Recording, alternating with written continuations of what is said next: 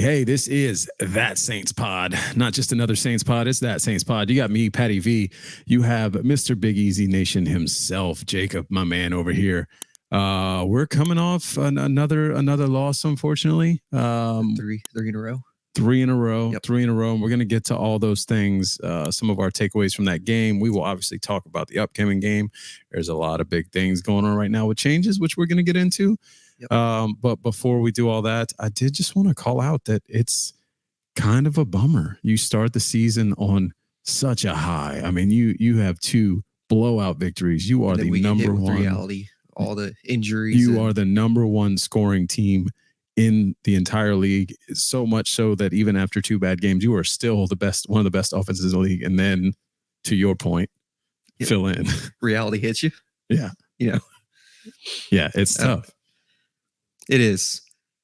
Well, the crazy thing is we lose Taysom Hill, and then the offense just falls apart. It's crazy how much the offense relies on Taysom. Like he's 80% of the offense. Yeah. I know. And I know that's one of the things you mentioned about talking about tonight, which we could just dive right into, and then we'll get into, this past week's game, or maybe this will just, nicely fit into it either way. It does seem like every time you lose Taysom Hill, the offense just does not know what to do. We've talked about it a few times. It's crazy to me that could be the case. I mean, you did see them throw fullback in there a little bit to play kind of the Taysom Hill role, maybe run some of the same plays. Didn't quite work out, but I feel like you have some thoughts, so I'll let you give whatever you're thinking. Oh, no. I mean, you could tell they look not lost, but just they don't know how to adjust without Taysom. But last week's games was pretty disappointing. Yeah, against Kansas City. Yeah, so I mean, let's just dive right into that. And it was disappointing. It's you, in my opinion, you basically got dominated the entire game. Like it didn't really feel like you really ever had a shot. I mean, maybe there was a moment in the third quarter where you get a little bit of momentum and you think maybe it was before that. I can't remember. But yeah, I mean, what do you think went right? What went wrong? Let's just talk about that. I don't know. I mean, we couldn't stop the tight ends. Yeah. Like Kelsey got open very easily. And it felt like everyone was just, Mahomes of the receivers doesn't matter. He's still gonna make it happen. So yeah, it was very interesting. I want to, give credit to Andy Reid, man. I did not expect him to come out and run a bunch of 4 tight end sets and go power offense. I mean, they ran the ball all over us as well. Like we couldn't stop the run. Kareem Hunt, who has been, working at Winn-Dixie for the last couple of years. I mean, he's been on the roster, but he was hurt and then he didn't play. He was off a roster. I don't know. I don't even know where he's been. He said he was elated to get the call from Andy Reid. He was shocked that the Chiefs were the team that gave him an opportunity. Feels like a match made in heaven because he knows the offense. But, you go into that game, running backs get washed pretty quick. Yeah. I'm wondering, does Kareem Hunt still have it? I don't know if he does, but he surely, pretty good. He racked up some yards against the Saints. Yeah. So, yeah, it's tough. You got to give credit to them. And then on top of that, Patrick Mahomes just being smart, And that one interception that Carr threw. Yeah. In the very beginning on first down, he just threw a prayer. Yeah. It looked like. Yeah. What are you doing? Yeah, I think I scared my whole family when that play happened because it was early in the game. We had a couple of positive plays. They ran the ball pretty well. Everything's looking promising. Like, oh, okay, like we're gonna settle in. This is gonna be a good game. And then Derek Carr literally jumps, and I swear I could have heard it through the TV. He probably screamed Kobe. I don't know what he did. He was Kobe, and just like I literally like half hopped off the couch, and I was like, "What the hell is that?" Yeah. And they could even try to throw it out of bounds too. He just threw up a prayer, just made no sense. Yeah, I was in shock. I mean, on first down too. The commentators did try to say, oh, maybe he's throwing it out of bounds there. And I'm like, if he's throwing it, why is he jumping? Like what nothing about that looked normal or natural. That looked like a panic. I have no idea what to do with this.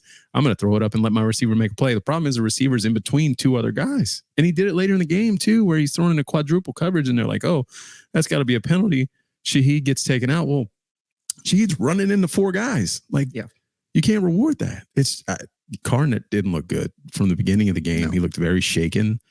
Do you think there's something to the history there? They called out he's like 1-8 against Patrick Mahomes. He's like 3-14 against the Kansas City Chiefs lifetime. Like, do you think that's in his head? Probably, yeah. And plus, you're playing an Arrowhead too. It's a very tough environment to play, and I couldn't imagine having all those fans that you got to deal with. Yeah, Arrowhead's notoriously one of the toughest stadiums to play in the NFL. You know, I remember growing up, it was always back and forth between the Superdome and Arrowhead Stadium, which one was the loudest. And I always take it personal. You know, I was like, no, like Superdome's the loudest, but probably got to give them credit these days, man. Yeah, they've definitely kept it going for a while, and the Saints losing lately, it hasn't quite been the same. So what about Spencer Rattler coming in and starting? Yeah, I figured we'd get to that. We might as well just jump right into it, right? I mean, well, before we get to that, hold on, let's save that because we'll talk about with next week. Let's still stay on this this past Kansas City game first. There's a few more things that happened in the game. Not a lot of bright spots. You couldn't really run the ball either. Not at all. And some of the play calling too was a little shaky. Which brings up a good question. There's the moment during the game where Carr is screaming at the sideline, right? I told you. Right after the touchdown, and people after the game asked about it, and they said, oh, he was yelling at the quarterback's coach. But it brought up an interesting thought I had. Like, is there a clash between Carr and your coordinator or your positions coach where it's like, hey, give me control. Like, I want more control of this offense. I don't know. But it did look like he was screaming at one of the coaches. Yeah. On the sideline. Yeah. I initially took it as him just being hype. You know, like I told you, we're gonna hit that play or whatever it is. Like I like it, but I saw some people saying that. I'm like, yeah, I could see him definitely screaming at one of the coaches. Yeah. Because it seems like they kind of got him like reeled in, right? Yeah. Which I think we'll get to my thoughts with Rattler in a minute. But I wanted to talk about one more thing with the Saints. The defense. The defense has put up good numbers this year, but every time we've needed them in clutch moments, it seems like they've kind of crapped the bed. They've definitely been bend but don't break lately. But I mentioned it looked like we got dominated in all facets of the game on Monday night, and like the defense was one of them. Like, yeah, they didn't give up a ton of points, but they're on the field, majority of the game, so I'm sure they're like tired. Yeah, but then you gotta stop them. Yeah, and it feels like there's always a situation where somebody's falling down and like just not execution. Yeah. This is Dennis Allen's favorite word these days is we just got to execute, just got to go out and execute. And they haven't been doing it. I mean, there's even other plays on offense when you get some momentum, and then you have the Olave. It was a big play to Olave. And Olave only had like one reception throughout like 3/4 of the game. Yeah. Well, and one of the ones he had is taken away on a big play to him because of a offside or not an offside, illegal formation. I think he was moving before the snap or something like that. Yeah. And then the very next play is an incompletion and then holding, and then you're punting basically because it's 3rd and 18. And it's like, okay, you're not going to pick this up. And it's frustrating that no matter what you do, you're shooting yourself in the foot, it feels like. Yeah, no, definitely. Yeah. One last thing. Big man, Kalen Saunders. I just want to shout him out, man. Oh, definitely. Yeah. That was a crazy interception. Yo, I didn't think he was taking it all the way back. He was moving though. I saw Next Gen said he was like moving 15 miles an hour. Yeah. Yeah. Like, the speed of a house cat, I think is what they said. I was like, oh, okay. Look at big man moving. I had to look it up. I didn't realize he was a running back in high school. Also got to give a shout out to Marshawn Lattimore. I haven't really heard his name get called once. Yeah. This year. Yeah. Well, that's because since he's been playing. Yeah. Well, I was going to say that's because he's only been targeted 9 times. Yeah. Yeah. Something else that we learned this week, looking through the stats. And I think I saw scrolling Twitter earlier. I think Nick Underhill had a big segment on that too. So if you guys want more of a deep dive, obviously go check that out. But yeah. I mean, that's kind of the gist of it with the Chiefs, right? Like it just sucked. You got dominated from snap move on one. Next week. Yeah. You move on to next week. Tampa Bay. So. You do have Tampa Bay. Tampa Bay's hot right now, right? They did lose to Atlanta. Maybe they want, a little revenge now coming off of that. They're dealing with their own stuff, though. A lot of stuff going on with the hurricane in their hometown. I mean, we know as well as anyone how difficult it is to be displaced. Well, we don't know because we're not athletes and we didn't have to go through it, but we saw our teams have to go through it, right? Mm-hmm. Where they had to be displaced and then they're practicing other areas. Like I'm a big Tulane fan, and when they've had to go through that, they sucked after. No offense.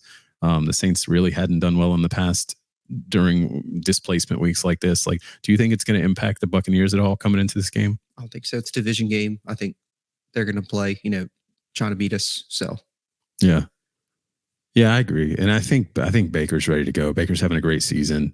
I'm intrigued to see that matchup, Baker against the Saints defense. I mean, listen, the Saints defense, even though I'm saying they've kind of folded a good bit, like they still put up a tough fight.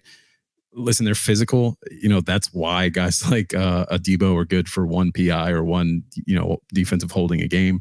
Mm-hmm. Extremely physical. They're going to play to the whistle, hit you in the mouth. That's why Eagles fans hate us. And Taylor made a few really good plays too. Yeah, during that game. Speak on it. Tell me more. Definitely going to pay him. Yeah. Whenever his contract's up. Yeah. No, he's looked phenomenal. Coming off the edge, he's flying everywhere too. Not even on the rush anymore. Like you're seeing him all over the field. I mean, he's in every play. The commentators are talking about how good he's playing. It's like, all right, can y'all kind of be quiet? The league doesn't have to know. Yeah, calm down. Let's not let people start looking at his tape. Yeah, I mean, yeah. Aside from that, what are you looking for in this game against the Bucs? We talked about Rattler, but try and get the run game going. Yeah, against them. I mean, I know our line's hurt, but you got to get that going. Yeah. Well, they do have one of the worst defensive lines in the NFL. I think total yardage wise, not just like passing or rushing, but like total defense, they're like 30th out of 32 teams. So their defense isn't that great. They've won a lot of games, but their defense has not been the reason.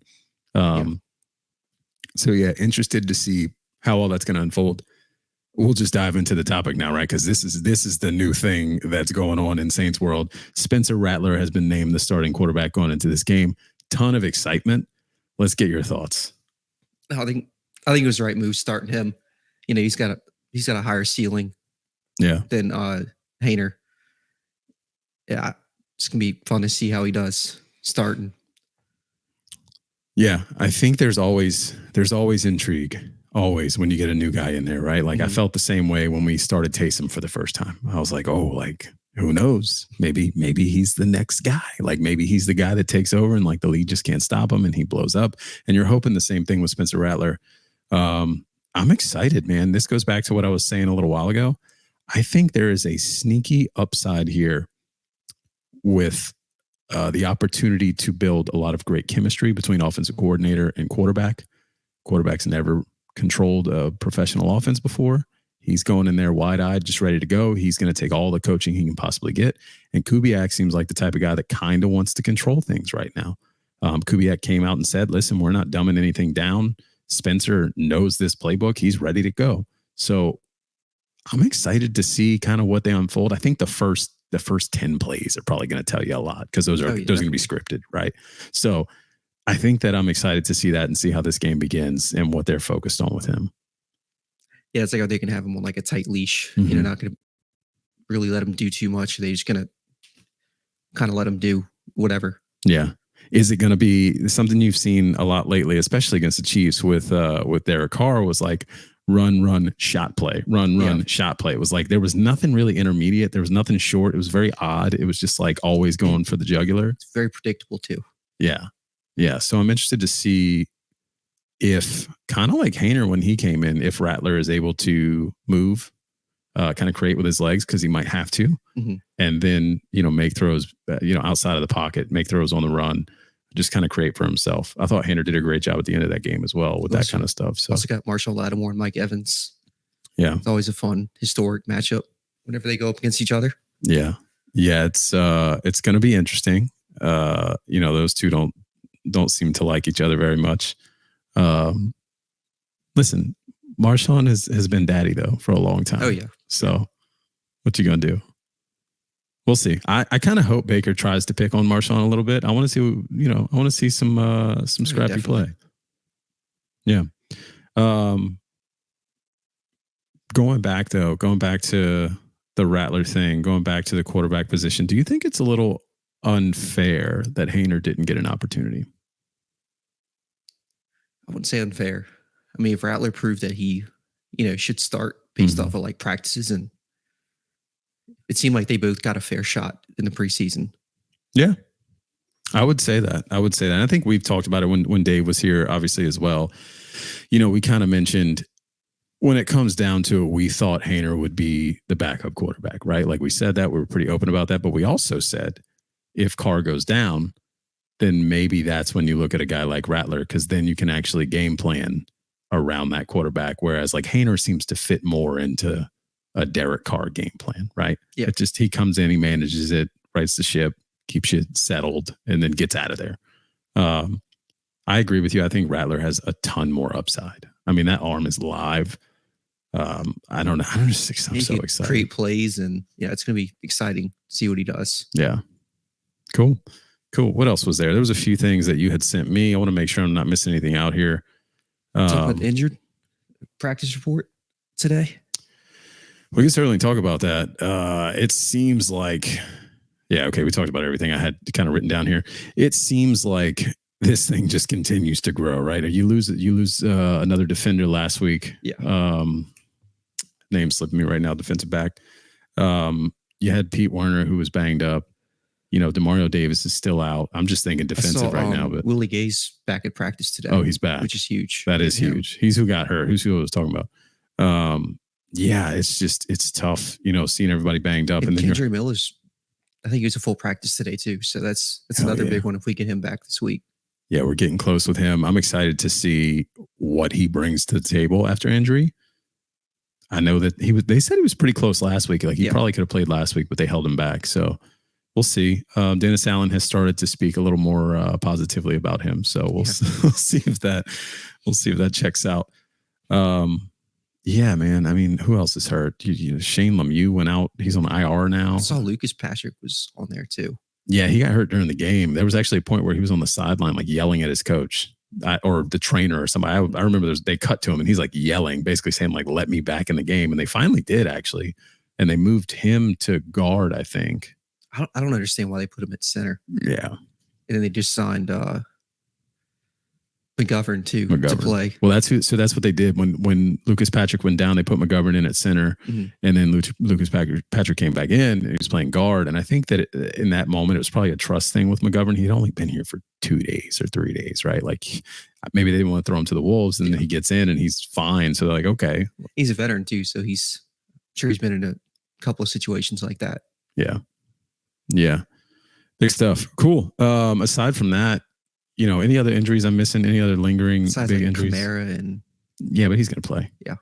Taysom. When's Taysom coming back? What's his? I have no idea. I haven't seen anything. He's got broken ribs. Taysom. Yeah. He's got broken ribs, and I've always heard that is a thing where it's like, listen, if you want to play through the pain, like you can certainly do so. So, for him to go to the hospital for that, I'd definitely take some time. Yeah, probably a few weeks. Good. Yeah. Cool. Aside from that, the only other thing really going on in Saints world, next week you got Sean Payton, and then you have Devontae Adams still lingering out there. You want to talk about either one of those things? We can talk both. Yeah. You think Sean's going to get booed coming back? I think so, but not. I think it's going to be in a fun way, right? I think it's going to be like maybe they announce him and everybody's like boo, and then like they play a video and then he gets a standing ovation. You know what I mean? Like it's going to be like. There's going to be some type of like, hey, we want to beat you situation going on, but at the same time, there's also going to be a, hey, you won us a freaking Super Bowl and we need to acknowledge that. Right. Definitely. Also comically, Sean Payton pulled a Sean Payton and signed A.T. Perry to his practice squad. So fuck that guy. You kind of had a feeling he's either coming back here or he's going to Denver. Yeah. Kind of like, any player that we release always ends up in Denver. Yeah, that's what I'm saying. It's comical. Also, just to let you guys know, we're not sure what our episode is going to look like next week. Obviously, the game's on Thursday. We typically record on Thursday nights. So we'll probably be watching the game. It might be a short episode before, after Wednesday, Friday. I don't know. We might put something out, maybe a recap after. We'll see. But yeah. But Devontae Adams, do you think that's still... I saw we're still... Yeah. We've been aggressive. And I saw a report today saying that we're the favorites to get him Jeremy Fowler. Yeah, I saw that as well. So I did some more research. I feel like every team is a favorite right now. Yeah. I feel like the Saints always are in that. We said this last week. They're always in this situation where it's like, oh, they're close. They're going to get them. And maybe it's us. Maybe we excite ourselves, right? And we find the articles that tell us, hey, we're the favorites. But at this point, should we be going for a receiver or should we be going for like O-line? Well, both. But I don't think you're going to swing a trade for a good O-lineman. No, yeah. I think you go for Devontae. There's people out there that are arguing, hey, look, Olave's not getting targeted. Why are you going to go get Devontae? And I think that's why. right? I think that opens things up for Olave. You don't have that big body receiver for Derek Carr to get the ball to in those, like third and shorts or, goal line situations. You got Foster Moreau, but that's pretty much in Juwan. Yeah. That's pretty much it. Yeah, it has been tough. I said this last week. I've expected more from Juwan. He's ramped it up a little bit here. We'll see how he continues, but Foster Moreau seems to be Derek Carr's guy. Yeah. But yeah, back to Devontae. I also saw today. It was the fullback. There was a fullback he used to play with that went on the Kay Adams show and was basically saying kind of alluding to the Bills or like saying, hey, this may drag out, could take weeks. And apparently he's pretty close with Devontae. So, and with the Jets, I don't know how. I mean, I get the Aaron Rodgers stuff, but they just fired their coach. It's an unstable situation. I know with us, Derek Carr's out. He wants to come here because of Carr. So I don't know. It's kind of like a weird situation for him. Yeah, I was thinking the same thing. They were saying going into that game that you would know very quickly if he was going to go to the Saints or not. They were saying it hinged on that game. And I don't think that they thought that Carr was going to get hurt in that game. I thought it was going to be, hey, either the Saints are good and they don't need him, or hey, the Saints need some help at receiver, so let's go get him. And then Carr goes down and it's like, oh, wait, now what? I think you're going to know a lot more after this week if Rattler looks good. Mm-hmm. Or maybe that's even worse. I don't know. Maybe then it's like, hey, does Carr even get his job back? Does Devontae want to come here? I don't know. Lots to figure out, lots to unpack. All I know is I'm excited. I'm excited about Rattler. Even if Rattler doesn't work out, I think it's a win-win. Just getting him some playing time and seeing what you got in him. And listen, I'm a Jake Haener guy too. I'll be honest with you. I've said it before on this podcast. I'll say it again. Worst case scenario is Rattler is not as good right now as you think he is, and you have to fall back to Haener. I'm okay with that. He made some pretty good plays too during the game. A few good passes. Yeah. He threw a rope to Olave at the end of the game. A lot of people wanted Olave to catch that because, betting wise, there were a few things on the line. Olave would have hit his number. A lot of people would have been happy. It was a dot though. Hit him right in the shoulder pad. He just couldn't bring it in. So what you going to do?